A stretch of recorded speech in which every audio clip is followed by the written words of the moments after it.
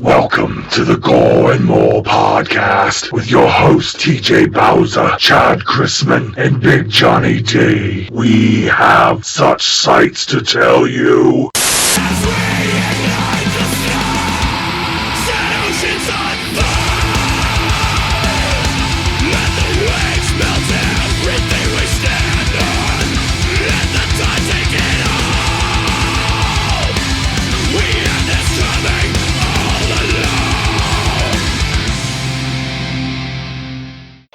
What's up, everybody, and welcome to the Gore N More podcast. This is your host with the most, TJ Bowser, and joining me today is Andrew Leighty from Never Hike Alone. Hey. How are you doing today, man? I'm doing well, brother. How are you? Pretty good. Thank you for coming on the Gore N More podcast. Well, thank you for having me. So, how was your week? It's good. It's busy. I'm actually working with Womp Stomp Films on another project this weekend, so just prepping for that. Pathosis? Yeah. Yes. That's the one. Always love that Womp Stomp projects. So, before we get into your interview, we'll play a quick message from our sponsors and then be right back. Cool beans. The Gore N More podcast is brought to you in part by... If you cosplay, collect, or just want to buy something cool, then check out A New Kind of Fear Customs. They sell Friday the 13th inspired products such as hockey masks, latex masks, custom gaming controllers, and figures. You can find them on Facebook, Twitter, and Instagram, and at newkindofear.com. The iconic 80s slasher villain Jason Voorhees lives on in photography, brought to you by 13 Gallows Lane. It's the home of Friday the 13th Blood and Gore cosplay photography. You can find them on Facebook at Gallows Goes to Hell, Instagram and Twitter at 13 Gallows Lane, and on Patreon at Emily Helene. Warning, Patreon content is not safe for work. Hey there, groovy guys and gals. Do you like spooky shit and horror movies? Then come on down to Cabin 13. Check out their selection of horror-themed props, pins, busts, collectibles, and more. Be sure to check Cabin 13 out on Facebook and Instagram. Get your ass over to Cabin 13 and buy something now! And we are back. So, Drew, the first question. What approach did you take to playing the character of Kyle McLeod in Never Hike Alone? Well, Kyle's a pretty straightforward character. So I Vinny kind of let me run with whatever I felt natural. And, if I was doing something that was completely wrong, then he was quick to turn it down. But for the most part, I just took his character as kind of tough and outdoorsy as he is. At the same time, I wanted to make him lovable. So that way, as an audience member, you fell in love with the character at the beginning and you wanted to kind of be on his side. As big of a fan as much of us are of Jason Voorhees, I think my goal was to make them also a fan of Kyle and see him survive in the end. So that was kind of my approach in playing him. And yeah. Your role in Never Hike Alone must have been pretty physically demanding with all the running and stuff. How did you prep for the role? Well, for the most part, I try to exercise as much as possible. So, I'll work out and stuff, and I hate running, but I sometimes have to, especially with a dog. So I stay busy like that. I got a 6-year-old, almost 7-year-old son, so he keeps me pretty busy. But I didn't realize how hard it was going to be until we got camera set up and Vinny was like, okay, go run out there. And I started jogging and Vinny was like, sprint. And next thing I know, I'm like doing a full on sprint with a heavy backpack and it's cold outside. It wasn't and we're up in the mountains, so elevation was a factor too. And I literally got done with that first sprint and I was like, oh shit.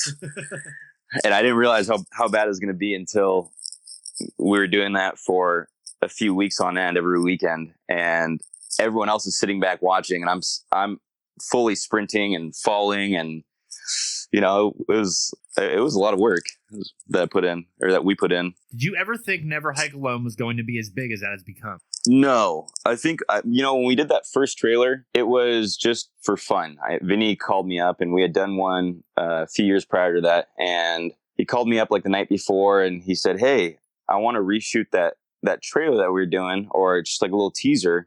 Are you in? I said, yeah.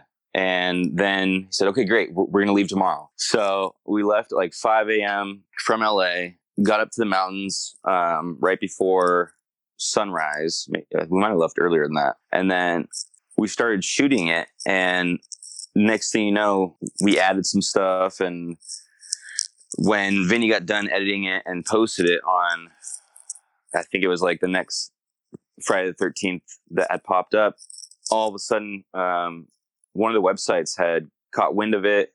I think it was Friday the 13th franchise caught wind of it, and they posted it.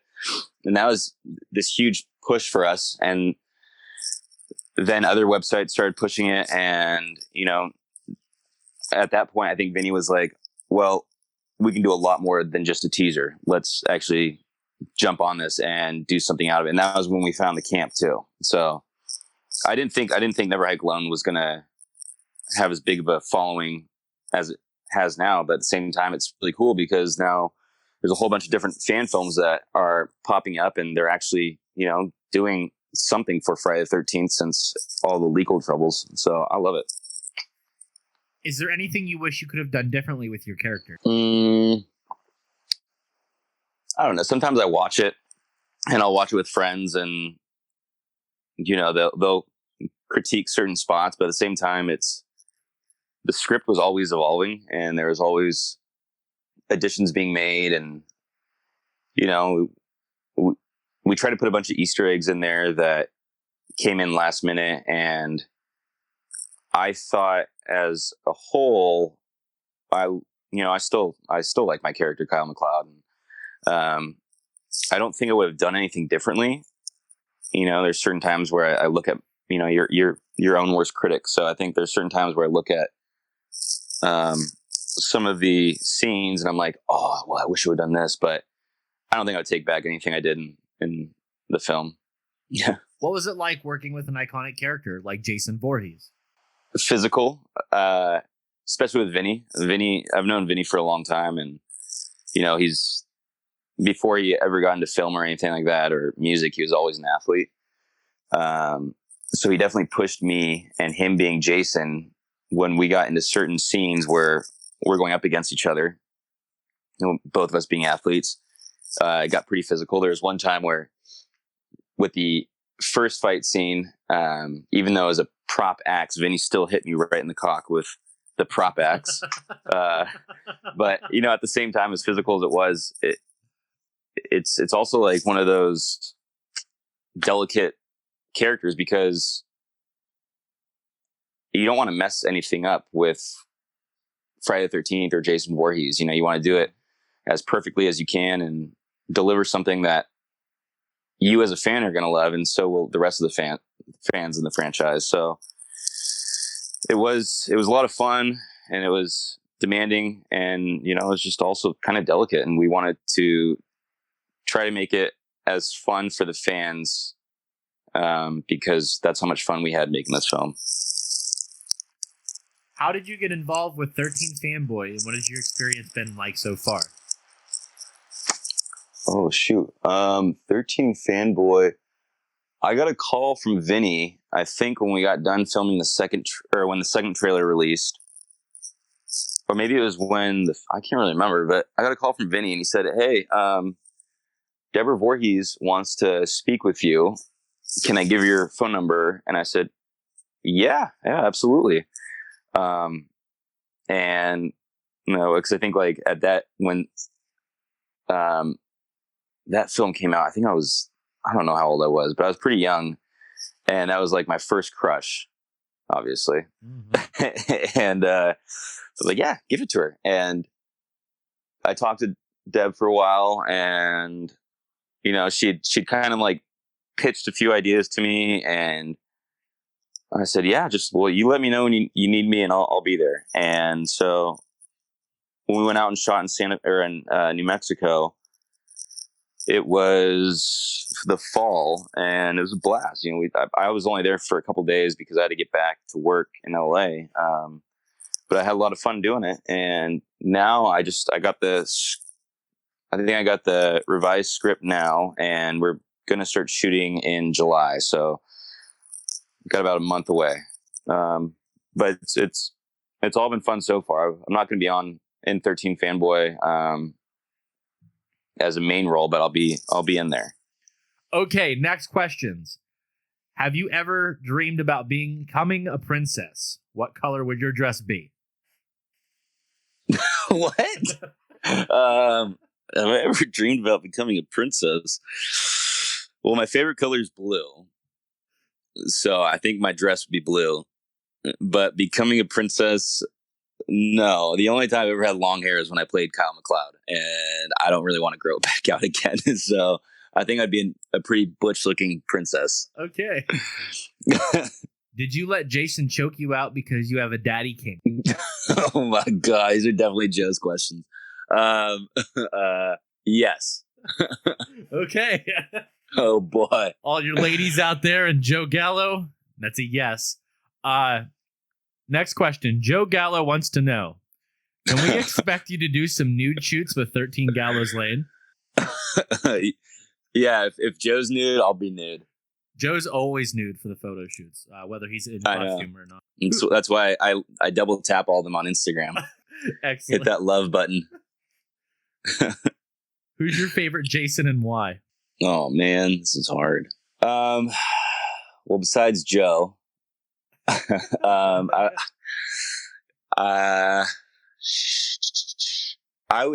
don't know. I really like Vinny, and it's kind of biased because obviously Never Hike Alone. Yeah.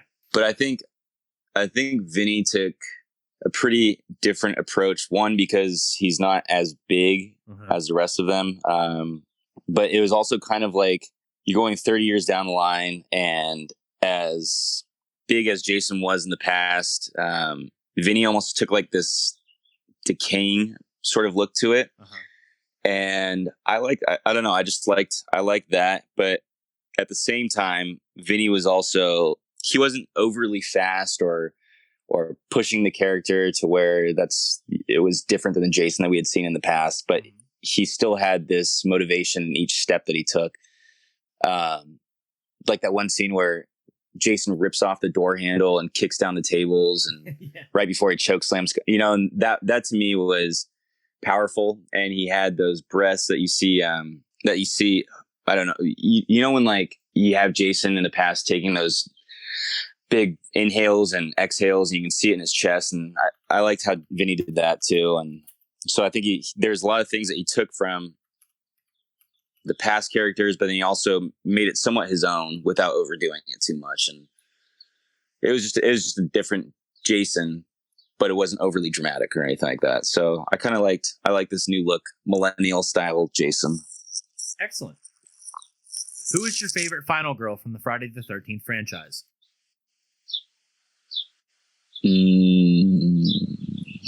I feel like if I don't say Deb, then I'll get in trouble. But I would say probably Tracy Savage. Okay. Sorry, Deb. You too. Who is your favorite Jason Voorhees kill? Well, what is your favorite Jason Voorhees? Oh shoot, I forget his name. But I think it's in the second one. Okay. Where the is it Kevin takes the machete right to the neck and he falls down the stairs in his wheelchair. Ah, okay. Yes. Perfect. That one's probably my favorite. Last question. What are your feelings on the current state of Friday the 13th fandom? Well, I think for the fans, they're, as kind of unfortunate as everything is with all the legalities of what's going down with Friday the 13th, I think we're pretty lucky because we have all these different fan films popping up, and some are just short films and or partially short but longer than short films, but not feature length, like Never Hike Alone. And then you have a feature length one, couple feature lengths coming out. So I think we're lucky because fans know what they want to see, and as long as they do it right, then that'll be good. At least it gives us something to watch, and Absolutely. Get back to Jason and Friday the 13th. Awesome. Good answer. Thank you for coming on, Andrew. Yeah, of course. Thanks for having me. This might be the shortest interview I've ever done. Really? Yes. Oh, sorry. You're fine. You answered all the questions. Probably should have asked more of the funnier ones.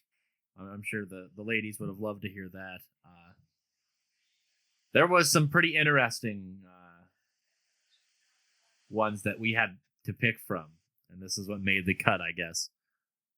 I know when I read some of them, I was like, I wonder where they came up with that one. But then you hit me with those three, and I was like, oh God, I know where they came from. For sure. But until next time, everybody, that's TJ Bowser signing off. I'm too sexy for my love, too sexy for my love, love's going to leave me.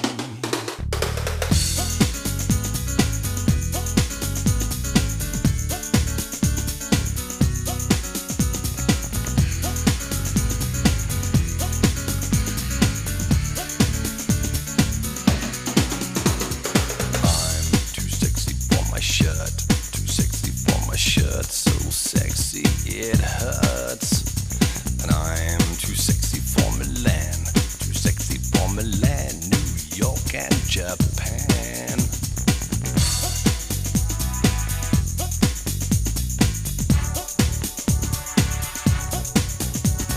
And I'm too sexy for your party, too sexy for your party, no way I'm disco dancing. I'm a model, you know what I mean, and I do my little turn on the catwalk. Yeah, on the catwalk, on the catwalk. Yeah, I do my little turn on the catwalk.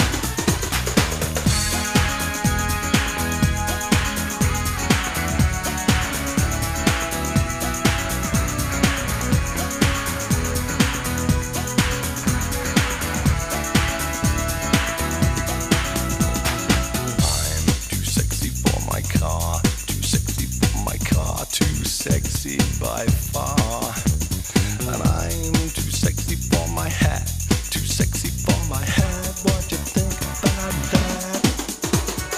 I'm a model, you know what I mean, and I do my little turn on the catwalk.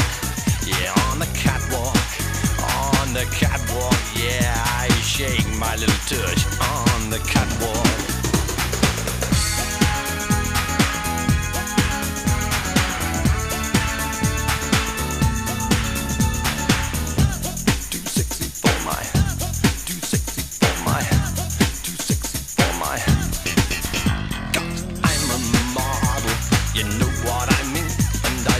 My little turn on the catwalk.